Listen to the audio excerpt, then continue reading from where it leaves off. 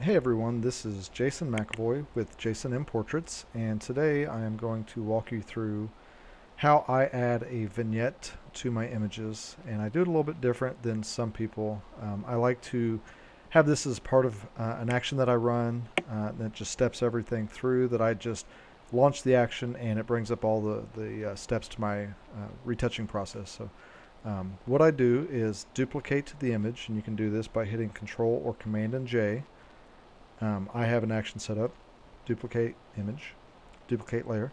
What you're going to want to do then is go to your layer blending mode, drop that down to multiply, and you'll see that it turns everything darker.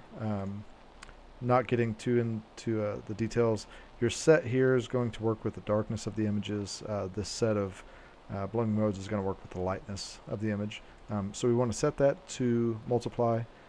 Come up here and hit your rectangle marquee tool. If you're not on the rectangle marquee tool, you want to click and hold the flyout here, select rectangular marquee tool.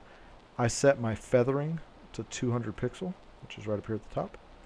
And then I draw it out. And that's going to add a little bit of feathering here. And then what you want to do is you want to right click and hit transform selection. And you have to right click anywhere within the image. And you'll see the bar up here changes. So what I want to do here is click this little chain link to lock, and then change that to 85.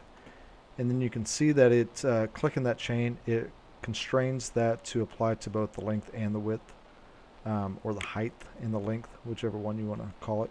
And then we hit OK, or we hit the checkbox here. And then what I do is hit the delete key, and that's going to delete the darkness that we did with the multiply layer within our selection. And to unselect it, just Control or Command D. And then I usually draw pull the opacity of the layer back to about 40%. That gives it a nice vignette. It kind of draws your attention in. I'd probably go in and paint a little bit more on this fence if I was doing this image for real. I just wanted to quickly show you guys how I add a vignette. The great thing about doing it this way is that you can add this to an action, and where you saw me change the percentage to 85, if you have an action, it doesn't matter if the image is horizontal or if it's landscape style. It'll come in that percentage on all edges, and you don't have to have an action for your horizontal images or your portrait style images or your landscape. You can just have one action that creates a vignette. If you don't know how to create an action, I will cover that in a later episode. But hopefully this helps you guys out, and you can implement this into your portrait retouching or your landscape retouching. Thank you very much.